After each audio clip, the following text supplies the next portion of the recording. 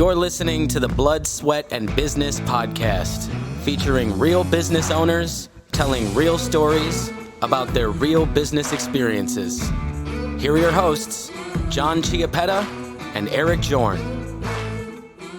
All right, welcome to another episode of Blood, Sweat, and Business. Today's guest, we have Mayor John Antaramian of Kenosha, Wisconsin. John, thank you for being here today. Well, thank you for having me. Yeah, welcome. Super excited to have you. So a little different kind of a twist. Typically, we have business owners, but today we have, a mayor of a major metropolitan area here in the state of Wisconsin, and I think it's very interesting to look at business from the perspective of a government and what their participation would be with business owners and how they either help or they kind of work together in conjunction, for the benefit of the people of the city and stuff like that. So, just kind of going back, I mean, I grew up in Kenosha as well as John did here. And Kenosha, I remember, being a much different city than it is today. Obviously, when we were kids, I mean, it was, American Motors. I like the way you said that. When we were kids. Yes. It might be a couple of decades between them. But you were a kid then. You were a kid. We always say John's a gentleman. Yeah. So I actually really think that the city's really changed in considerably, I think, in the last 25, 30 years. From what it used to be. And I think for the better, obviously. And I think there's so many good things that are going on in the city of Kenosha. And so I guess I'm just going to, we have some good projects going on. I think, I guess we'll start from the mayor's perspective. How is it that the city kind of works with the business people in the city? Well, we try to work with everyone in the city. So when a business is looking to come in, we work with them through CABA, which is the Kenosha Area Business Association. They're kind of the arm of the economic development aspect for the city and the county.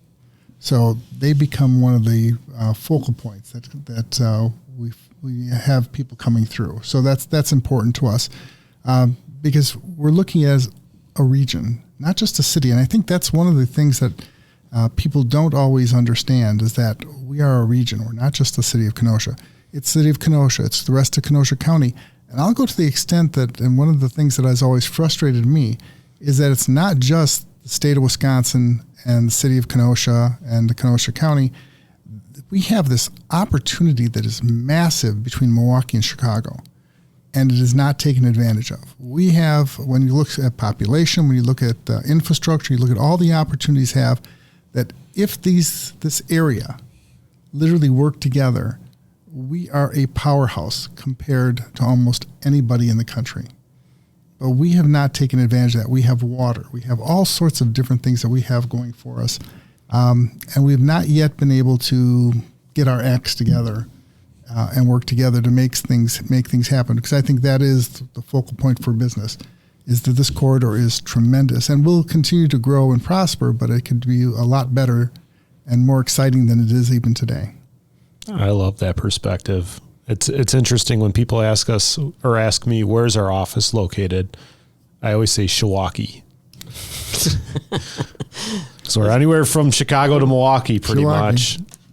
But it's true that when you look at the opportunities, now when you look at Kenosha has some, I would say, better opportunities than most communities because number one is our location. We're on the lake, we're on the interstate. And one of the things that Kenosha has done is we're probably one of the few communities between Milwaukee and Chicago that has the ability to grow. And when I say as a city able to grow, there's all sorts of different laws between states and everything else as to annexation and property coming in. And so the city of Kenosha has over the years negotiated a number of boundary agreements. So over the next 30 years, the city has about 6,600 acres of land that can still come into the city. Wow. And that's been negotiated. And a good percentage of that is all industrial because we've targeted it to industrial. So we have the ability to grow. We have the ability to bring in companies. We have the ability of large corporations as well as small ones and small companies and independent mom and pops. And we have those opportunities. And as we're doing projects, we're doing that as well as looking at workforce and how we have to expand our workforce.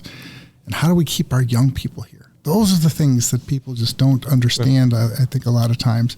And, government we do certain things very well and some things we don't do so well. I mean, we're a service-oriented entity. We're not necessarily economic development-oriented entity. That's why we work with CABA. That's why we work with other groups as far as a lot of the economic development aspects of what's going on. I actually think you said something pretty important. Keeping the young people in town. Mm-hmm. I think that's a challenge in you see so many people fleeing to the warmer states.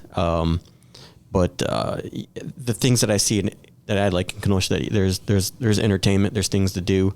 You got the museums. I mean, there's so many things that actually I think people don't know. Well, I agree with you. There's a lot of things that people don't know. I mean, when you look at Kenosha, who would have thought there'd be 4 museums in the city of Kenosha? Wow. You have a Natural History Museum, you have a Civil War Museum, you have a Dinosaur Museum, and you have the Historical Society Museum. You have 4 museums that are in Kenosha. And I would challenge that to any metropolitan area of our size does not have that type of activities. You have 2 markets on weekends that are in Kenosha that draw 10,000 people. Wow. I mean, it's huge, the number of people that come down to the lakefront for that. On a weekend, there's activities along the lakefront every weekend during the summer. So again, activities that are going on. And those are the tourism type of things. I think Kenosha, when people think of Kenosha, they still think of American Motors and the old factory community. Yep. And there's one of the things when you look back, and again, my growing up in the community, you had American Motors, 16,000 employees at one point in time. You had Anaconda Brass, 3,000 employees at one time. Wow. You have McWhite Steel Rope, which I think was about 2,000 employees at the time. You had Jockey International, which the corporate headquarters was in Kenosha and had a large number of employees. Snap-on Tools, which again, corporate headquarters in Kenosha had a huge number of employees. Mm-hmm. When you looked at all that, Kenosha had one of the highest per capita incomes in the country back in the 60s. Wow. You then had, as the old adage goes, the Rust Belt and all the other things that went on with these companies eventually phasing out and going overseas or doing whatever was going to happen that happened with many of them. Things changed. Kenosha was, I think, is one of those tough communities that just never says die. And when the Chrysler pulled out the last time, people were saying, someone in Kenosha just turn off the lights. The community's dead. Well, guess what? Wrong. It's a very vibrant and strong-willed community, and they came back, and we came back. And part of that goes into the sense that we reinvented ourselves. And we have reinvented ourselves a number of times even since then. And we're in that process now. We're now starting to refocus on, we built industrial parks. Those industrial parks have been filled. Mm-hmm. You saw a large amount of space for, oh my goodness, going blank on the word I'm looking for, warehousing and that type of thing. So that was occurring in the community. And that helped create some of the tax base that needed to happen. Those type of things. But now we're, again, refocusing as to what do we want in the community. So we're refocusing on more manufacturing. We're refocusing on R&D. We're focusing on education. We're refocusing on job training. I mean, those are the things we are now focusing on. Why? Because we're going to be changing again. Doesn't mean these other things aren't going to happen. It just means that while these other things are happening, we are expanding our look so that we are not ever again caught in the situation that there's one entity that is, or one type of industry, I shouldn't even entity, one type of industry that is going to determine us. So food processing is a huge thing. Medical is a huge thing in Kenosha. Yep. Lots of different companies that have come in and are growing and prospering. Where we're now working is entrepreneurship. Why? Because Wisconsin in general does not have as strong an entrepreneur base as a lot of other states in the country. That's an area that needs to change. And so we are now working on that through some of the programs and projects we're doing. That's actually pretty cool because I think a lot of our listeners would like to hear that. Obviously, most of our client base is going to be, your small to medium, or predominantly your small businesses that are run by an entrepreneur, maybe, 1 or 2, 3 partners or something like that. And to hear that, I think somebody's focusing on that, I think it's pretty cool. Because most of the time you think of the city and they're trying to pull in that big anchor. They want that big guy in there, get that tax base. They're going to bring a bunch of, they're going to provide the city or doing some with jobs and stuff like that. I think that's one way, but it's funny because I feel like the most people that I know don't work at big companies. They're smaller. They're smaller companies, and like our company ourselves. I mean, we're running probably, I can't remember how many people we have now that we employ. That 75. Yeah, and so to me, I'm like, that's awesome, man. 75 people. That's great. Sounds huge, but the grand scheme of things, I'm thinking that's pretty cool. But I think that's really interesting that you are focusing on that. And again, it's a broad range of things that we focus on. I mean, we have warehousing coming in. Mm-hmm. Not opposed to that happening, because you need that also on the interstate and different places throughout the community. That becomes a positive. I've got manufacturing that is coming in. Again, in those cases, I'm looking at companies that are between 75 and 150 jobs. That is also a very positive aspect of what's going on, and we're focusing on it. R&D. R&D to me is one of the areas that we definitely are focusing hard on, and hoping that we're going to be able to improve the amount of R&D work that's being done in the community. And I think that, again, is part of what we're trying to do. And then the last part is the entrepreneurial part. And entrepreneurial doesn't necessarily mean that we're going to get somebody's going to come in and they're going to hit the big one, and they're going to go from, they're going to become the next Microsoft. Yeah. They could, but entrepreneurial types of businesses can be basically 10, 15 people, but there's 10 or 15 people with a good living. Yeah. I mean, so you want to make sure that you have the opportunities, and that's why we've focused, and I can touch on one of the projects. Go for it. We'll start in the Uptown area, that had the civil disturbances and the damage that was done to the community. Mm-hmm. So just to give an idea of what we're trying to do there. So right now, a housing project is starting on that site, and actually will be done by the end of the year. Have underground parking. First floor has a restaurant, a grocery store, and a K-5 reading library. Now, all three are important. Restaurant is always good to have in the Uptown area. Yep. The grocery store is a food desert area that they classify food desert because there's no grocery store in the vicinity. Mm-hmm. So you're going to have a grocery store back into the Uptown area. And the reading library is the city's way of helping with education, because literally this area has some of my lowest reading scores. So we're targeting that area to work with the school district, the library, and basically help to improve young people's ability to read. And the reason being is that you have to start, reading becomes one of the keys to anything and everything we do. Whether you want to go into the higher education, or if you want to just get through high school, mm-hmm. or if you want to get a job dealing with building trades or anything else, those things you still have to be able to read and have a reading level that's going to be able to make it so that you can succeed. Totally. So we're looking at that as being one of the important aspects of what we're doing. So that becomes the first layer of what we're doing in that area.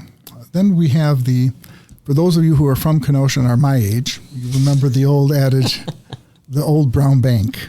And now that building is on 63rd Street and 23rd Avenue. And it's old brown bank, used to be a bank in the Uptown area. The city now owns it, and we're rehabbing it. And it will open in September.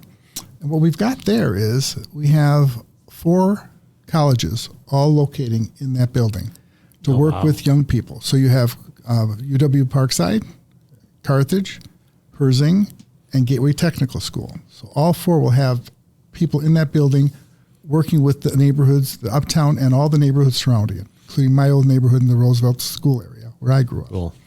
So that'll be one group. A second group is Best Buy, which is interesting. Best Buy has a tech center that they have been putting in cities.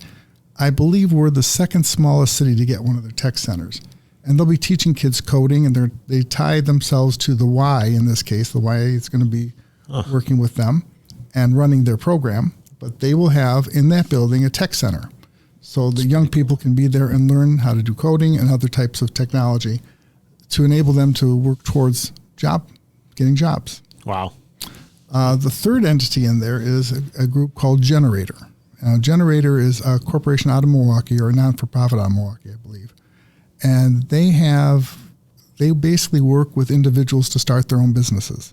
So cool. The city was able to get $1 million grant for them. They're coming in, and they're working with people to start their own businesses. So that will all be located in this building. The other entities in the building are the school district, which has a jobs program, which the city is going to work with them on for a year-round type of program for young people. Mm-hmm. We have a program, the Y, which has a teen program, which the city has been working with them on for years, working with 3 of the middle schools for a teen program in the facility. And then we've got the Mahone Foundation, which is doing internships with kids, older kids, for basically the internship, getting them into companies so that they get a feel for what's going on. So that is all going on. And I still have a little more space left, and we're in discussions with the building trades to talk about basically programs with the building trades and for certifications. So that potentially will also be in the building. So all of that is what's going to be in that building. And so, again, you tie in what we're doing with the elementary kids, and then you look at what we're doing middle school and older, and that all ties together in what is in the uptown area, which then is all tied to what we call the KIN program. And Kenosha's neighborhood is the Kenosha Innovation Neighborhood. And probably the best way, if anyone wants to really look up what we're trying to do, is to look up a project in St. Louis. And I always chuckle because someone told me I was going to copy things from St. Louis. I said, that's not my idea of what I would do. But in St. Louis, they have a program called Cortex, which has created an innovation center over 200 acres of land now and growing. Wow. In basically the central part of the city. So it creates and helps entrepreneurs get started. It helps R&D projects being looked at. And you get major corporations coming into this area for one reason. They're looking for talent, because what the KIN neighborhood and what Cortex does is it brings a lot of people together to live, work, play type of thing, but they're the innovators. They're the ones who are looking to start their own businesses and start new companies and get funding for R&D or for research to get their company off the ground.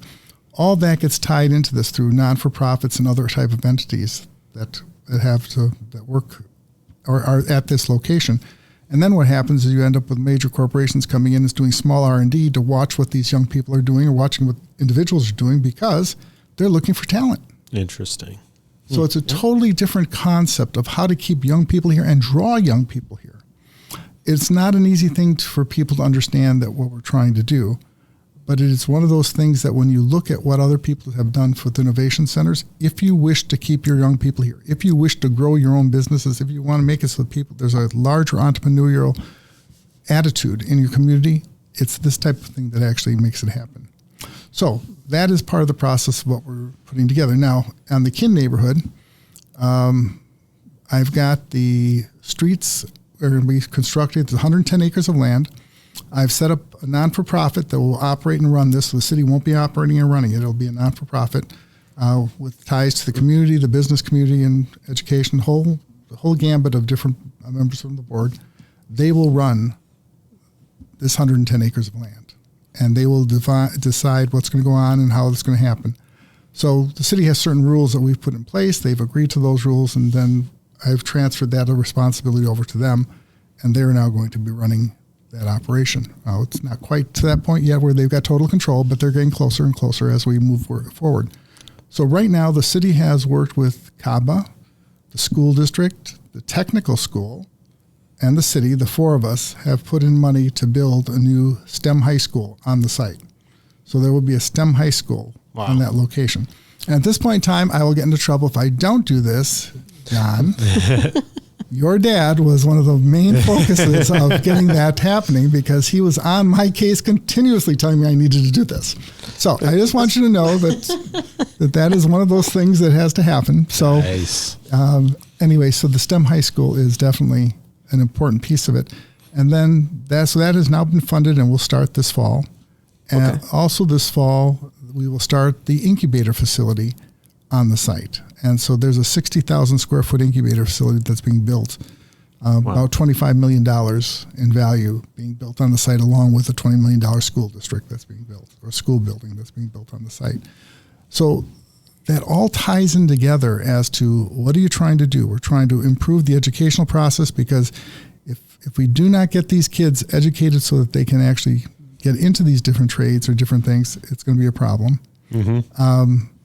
And at the same token, the Kin neighborhood enables those who have now gotten to that point to be able to do other things that are more exciting, and I shouldn't say more exciting, but more positive for them as to how they look at things. So the concept is to create an end of a light at the end of the tunnel, and that's what we're trying to do.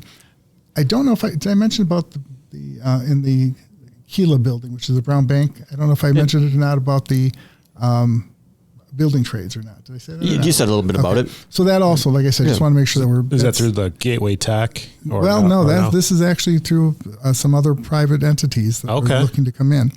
And so we're talking with them because not only are they going to be doing potentially apprentice type of things, but they're also looking at the ability of getting these certifications. Okay. So there's lots of different things because there's manufacturing certifications that can come out of this, along with getting people ready for the building trades to take the tests and get themselves into a position where they can get into the building trades.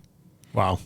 I mean, it just sounds like nothing but opportunity coming. I mean, John, I don't know about you. When I was in high school, there was no STEM, there was no incubator labs, there was no, if you had to go off to a tech campus, if you wanted to even get exposed to trades, let alone get certification. So you're not walking in, totally green. And it just seems like there's so much opportunity that's being created. Those colleges, are those going to be satellite campuses then for post-secondary degrees? No, the colleges are there to actually work with young people to help them get into wherever they're going to go. Okay, cool. So that's it's not, we're not that big that, you're talking about a building that's about 22,000 square feet. So it's not, wow. Yeah. You're not going to be doing any school type of things. The Kin neighborhood, though, has at least two major entities that we're talking with at the moment. Don't know if we're going to get them, but if either one or both of them come, it's a huge, huge win for the innovation neighborhood early. I mean, you don't normally, these things take time, and we're fortunate that we have two entities that are looking at us at the moment. Don't know if either one are going to go, but they're talking with us at least. Wow. It's pretty cool. Yeah. So let's say you got a kid and they're looking at, they're like, I want to run my own business someday. Maybe they have a concept. They're going to help them prepare that concept. Right. So what will happen is they would get involved with the generator. Generator has a person located in Kenosha, will be located in that building, and that person will work with a group of 5 or 6 people at a time over a period of time to get them to either focus themselves, get them ready for what they need to do or how they're going to have to do some things. So that's what Cortex does. Okay. Or not Cortex, that's Generator does. Okay. That's interesting. For sure. I mean, so if you're a small business listener to this podcast right now, you're probably thinking a little bit of, why does this apply to me? Well, we're all thinking about our succession plans, right? And I know a lot of business owners are struggling to find employees, yet even their future successors, right? And investing in putting your hand in the community of, let's develop these future entrepreneurs. And also work for just generally generating individuals who understand the type of work you want done. I mean, there's all sorts of opportunities here. And again, I'm just scratching the surface on when this is up and running, it'll be, I think, remarkable with what we can potentially do on a long-term basis. But it's like everything else. You got to walk before you run. And that's what we're doing. We've been working, literally started this almost 8 years ago. It has taken that long to get us to the point where we're at today. What's your time projection then, or where you think you could possibly be ready to kind of quote unquote launch? Oh, like I said, the launch is going to be happening sooner than later. The Brown Bank, or the Keela building as it's now called. I got to get out of this from my old Brown Bank. That will be opened come September this year.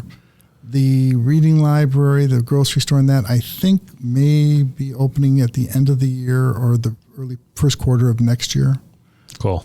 So that would be happening then. The infrastructure on the Chrysler site will start this year in midsummer, and the 2 buildings on the incubator site or the Chrysler site will start this fall. So there's a lot moving fast. So things are moving. It is literally already launched. It's a question of I mean, in those cases, the financing is put in place. They're designing the buildings right now on the Chrysler site. So the school district, I think, is very close to their design. The incubator facility is not as far along, partly because we're trying to figure out whether we can do geothermal on the site or not. And so I'm probably about 30 days away from figuring that out. And then once I figure it out, I then have to figure out if the tax credits will be available for us because of some of the rules that are in place. So I have to, again, it's not as easy, but my hope is in the next 30 some days to have that set and ready to go one way or the other. Either we're going to go with it being a geothermal or we're not. My intention, though, is to try to make the site as green as possible. So that's kind of the concept that we're working off of. It's huge progression.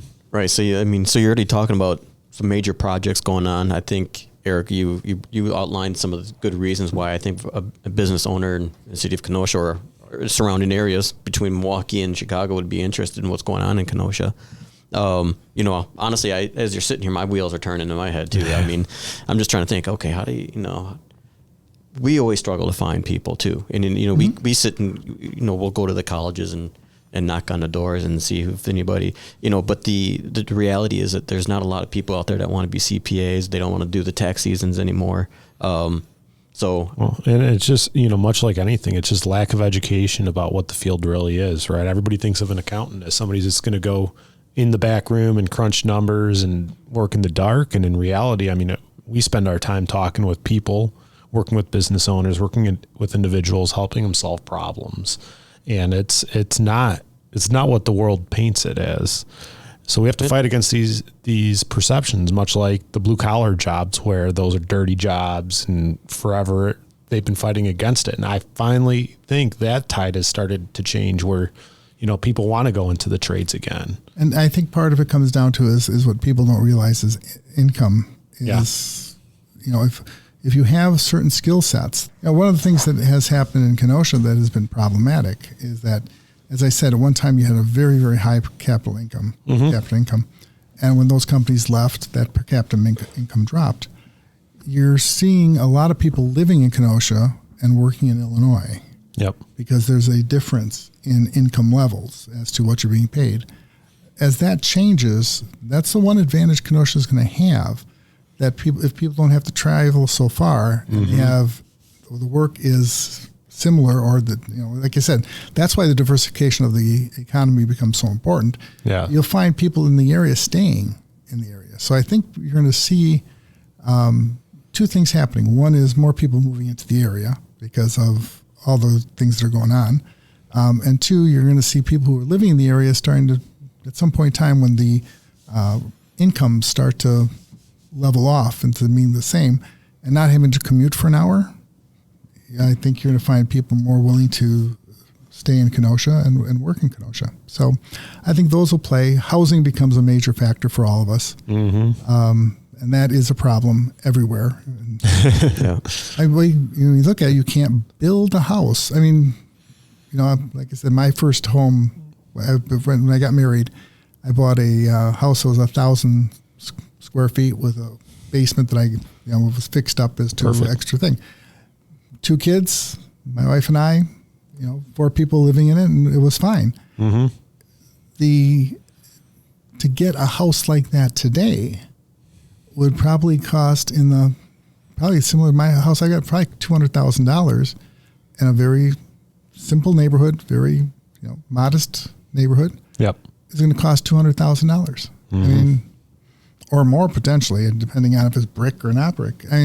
That is hard if someone is making a family income of $70,000 or $60,000, because interest rates where they're at right now make it difficult. So one of the things we're looking at is trying to define how we can do some different things in older neighborhoods with housing and creating more home ownership in housing, because I think there's a huge need for single-family home ownership, but it's got to be affordable. And that's not always easy to do. So we're working on a program for that also right now that I hope to be able to launch before the end of the year. Yeah, that's huge. You have to have a place to live, and the housing market is a challenge. I think home ownership is dropping nationwide because of that. And if you got the secret sauce to solve that problem. Well, there's no secret sauce. I need the private sector to be involved in helping us to reduce the cost of, an example would be if I have a parcel of land, I'm sitting on a piece of land that doesn't do me any good. The amount of taxes I'm collecting off it is nothing because the city owns it. Yep. How do I make that property become valuable? Well, I can basically sell it for $1 to a developer to build a house, and that reduces the cost of that home there. But that by itself isn't going to solve the problem. What else do you need to do to make it so that someone can afford that home? Yeah. And so it's those kind of things that need to be looked at. You need the banks involved, you need the individual involved, you need the city involved. You need a whole group of individuals involved, including the private sector, who may be willing for their employees to help subsidize the property down to a value that they can afford. And there's all sorts of different concepts that we can play with here. And that's kind of what we're trying to do now. And that's why I said we're ways away yet from putting something together. But there's there are folks that have an interest in seeing something happen. And so I think we'll be able to put something together. It's very interesting. Are there other cities that are doing something like that right now that they're having success and you're trying to model after? I've looked at what other cities have done. I'm not trying, to be very honest with you, I'm not looking to reinvent the wheel. If I can steal something from somebody else, I will. Trust me on that. Best ideas are stolen. It's, no heck. We used to do something like this back in the 90s when I first was mayor. Mm-hmm. So we're looking at reinstituting part of that program, but it still comes down to one of the problems happens is the rules have changed. The federal government have changed some of the rules in which I have to work off of, which makes it not so easy to do some of the things I used to be able to do. Mm-hmm. So I have to find different ways of doing things. And so that's what we're trying to do. How do we find some different ways of making this work? And we will. It's in our best interest, even if it's only, let's say, over the next 5 years, you do 70 homes in the older neighborhoods. That's 70 new homes at least that got built that are basically affordable and are required to stay as owner occupied. Cool. So that it can't be sold off to someone who then comes in and starts renting the property. The goal has always been in Kenosha, and though we always haven't been able to do it, but the goal has always been 50% home ownership in a neighborhood.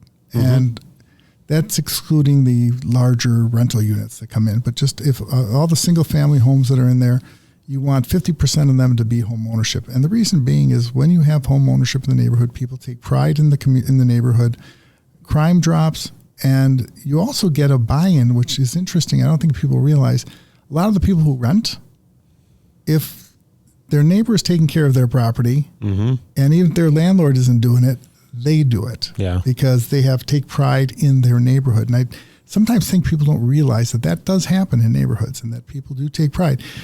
There's lots of things you can do to keep your neighborhood clean. It doesn't cost you a lot of money. You cut the lawn, make sure there's stuff not garbage day. If you pick up if there's any extra garbage out there. They're just things that you can do. And what happens is when you get to that 50% home ownership and other people are taking care of their properties, mm-hmm. you'd be surprised the number of people that take care of theirs. 100%. Interesting. Yeah, I always got a lot of negative feedback. I think even in Antioch a little bit where they had some areas that were getting rented, I think it was always a negative thing. People didn't like it when there was too much of a rental environment. I can see what you're saying though. I mean, there's always going to be that person that's going to take care of their stuff though, that not quote unquote fit in, but I think there's more of a pride factor. There is, and it's remarkable. I also like to remind people because everyone always talks about, especially when you're in large cities, everyone talks about the people who are renting are all bad type of thing, and it's like, no, they're bad landlords, and there are bad people. I mean, there's both of those things do happen. There's no question about it. But I think people forget that there's probably not any one of us in this room who hasn't rented at some point in their life. Mm-hmm. Yeah, all of us have. It's just you didn't go from your parents' house to a home ownership position. So I think sometimes we forget that, and people need to remember that you need rental. You can't not just say, "Oh, I don't want rental." And literally all of us at different times in our lives weren't making a lot of money. Mm-hmm. So you have to be careful on how we have this tendency of just categorizing everything into these big buckets of this is bad, this is good type of thing. It's true. It's not. It's a mixed type of thing. It's how you do it. It's how you create the situation. and how you maintain it. And so from my perspective, I would much prefer, if I had the authority to do it, and I'm somewhat limited, to go after bad landlords more so than anything else, because there are certain bad landlords out there, and doesn't mean they're all bad landlords, but you've got some of them that really do not help your neighborhood at all. What are they called? Slumlords? Slumlords. Yes, they are. Yeah, they don't want to put any more money into that property than they have to, for sure. You get the fresh coat of white paint over the outlets, and if you're lucky, right? It's remarkable sometimes what you see. Oh, I know. My first house I bought was owned by a slumlord, and every cabinet door we opened a new project, and just the stuff that they did to save a buck was, like I said, unimaginable. So it's a mixed bag. You find there's a lot of very good. I don't want to just categorize all landlords are bad landlords. No. They're not. There's a lot of very good landlords out there who take care of their property and maintain it. You also have the bad ones. So like I said, we try to focus on more of the bad, but really is difficult, however, for cities to do a lot of enforcement, basically because of state laws that limit what we can do. Interesting. So I'm a business owner and I want to work with the city. Maybe I want to maybe I'm a new business owner and I want to open a business downtown. How can the city help me as a new business owner? Well, some of that would go through CABA. Some of that would go through the bid district, those type of entities that are in place. You sit down with the city, of course, if you're buying a piece of property, and what the rules are, what you're going to be required to do to fix that property, how you're going to have to set those things up. Those are things the city can help you with, is to making sure that you're doing what you need to do to get yourself set up. I look at it a little more differently in the sense, and like I said, there's different programs out there that you can apply to get help.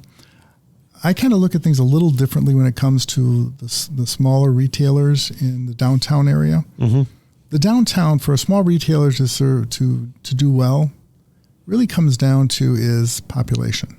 What is the population in my downtown? What kind of disposable income do I have in my downtown? What type of activities during the summer are going to be there in the downtown?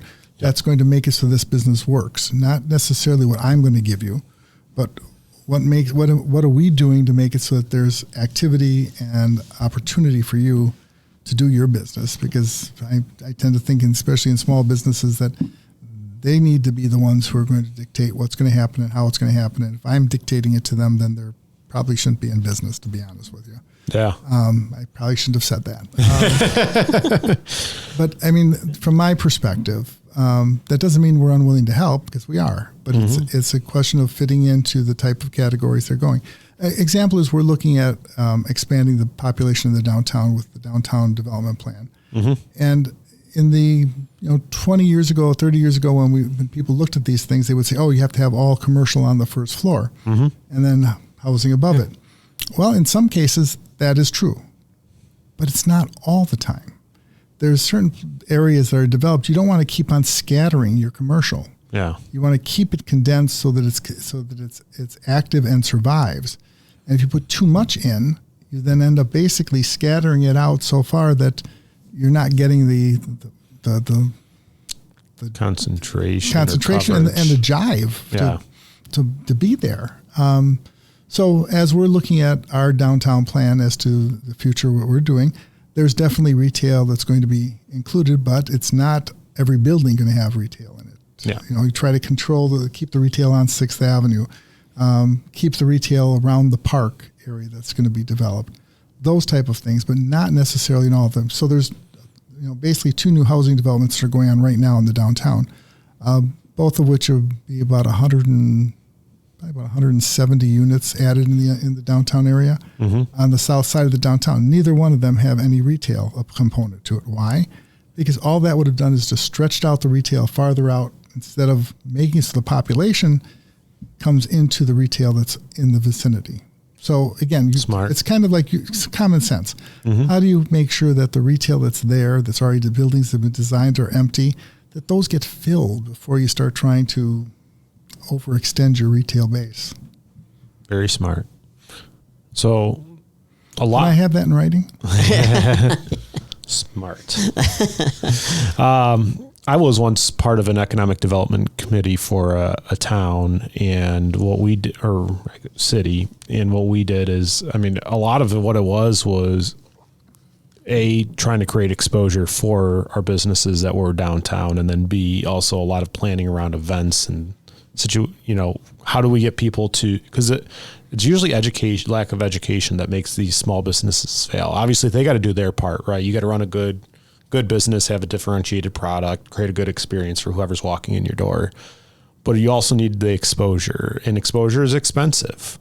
But that's where I think that's where the city can help, is getting you that exposure, like you said, right? Making sure that business is within that concentrated area, but also then bringing in the events, doing the different things to draw people in. And that's where the tourism board is huge in Kenosha, and they have done a super job. They really have.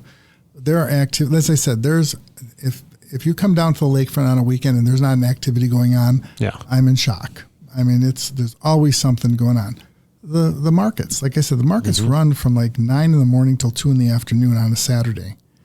And you're looking at, in general, they're pulling in close to 10,000 people to 2 markets. That's huge. Think of the number of people that are now downtown, because my downtown does not have that many people in it. So this is a draw. And the draw is actually coming out of Illinois and Racine and other communities to these markets. So again, it's a question of we can get people down there, but how do you as a business now take advantage of that opportunity?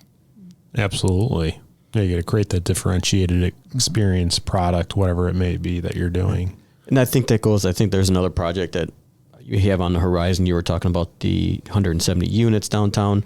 Do municipal buildings getting a makeover, right? There's going to be and I'll go off the old plan because it's still in the process with the new developer. But you're looking at probably about a $500 million project in the downtown area. Wow. That's looking to be built out. So again, that's still hasn't come to fruition, and that is still something that's in the works at the moment. I believe it will happen, and I believe it will happen sooner than later. And that will include eventually a new city hall, so that we're out of the site that we're on. Very cool. Right. Well, I mean, that's just the reinvestment into the city, and I think people who are in business, and they want to make sure that the city's reinvesting in it the way that they need to do with their own business in itself. And that will draw a huge number of more people living in the downtown area. Yeah, I think that's pretty cool. Definitely. Yeah, I know that, our office obviously is outside of the downtown, and off of Green Bay Road and whatnot. We're not too far away from it, but I think there's something to be said with the scenery that you have down there. You can't go wrong with the. That's honestly, it's probably one of my favorite views on the planet, is looking right over that harbor. Yep, it's gorgeous. Yeah. No, downtown Kenosha is, I think it's it's almost a hidden gem, but it's not. You said you have 10,000 people there, but it's not a lot of people. It's still a hidden gem. Yeah, because people do not realize what we have in Kenosha. No, they don't. And that's the hardest thing, is how do you get that education? And a lot of it is what you've talked about, right? How do we build out the community all together, right? And create that more local tourism, I guess you could say. And it really is, when you think of it. More and more people are starting to realize, because of the museums. Actually, I believe my 3 museums, and don't mind me when I say it's the same. It's I have a personal feel for all the things that are going on in the city of Kenosha, and I do take a little bit of mine. But the 3 museums literally, I think, rank is in the top 10 in tourism draws in the state of Wisconsin. Wow. If I remember correctly. So the amount of people going into those 3 museums would rank number 10 in Wisconsin for tourism. And you're competing with, Milwaukee, Madison, Green Bay. That's all over the place. You're competing with the Dells. Yeah, the Dells are huge. Yeah, you got a lot of people going up there. So as an entity, the museums are one of the major draws in the state of Wisconsin. Wow. Now, I will tell you, it's more my funny story, and it's not going to happen. So please, people, don't get excited. But my standing joke was when I was about to leave office the first time around in 2008. After 16 years, I was retiring. And I was working on, I just built the third museum, just opened it up. And I wanted to do another museum. And so I was working on that a little bit. And what I wanted to do was create a Revolutionary War museum. Now, you have to look at this from a perspective of things that are a little quirky, but strange ideas. At the time, there were no Revolutionary War museums in this country. There wasn't one in Philadelphia. They weren't building the one in Valley Forge. Nothing. Wow. There was nothing. And so my concept was a Revolutionary War museum in Kenosha. And the logic for that is everyone said, well, there's no battles. They're right. There were no battles in Kenosha. I don't think there were any battles in Wisconsin in the Revolutionary War either. However, the reality is I'm in the middle of the country. Nobody else has one. And what the heck, why shouldn't we take that opportunity and grab it? Absolutely.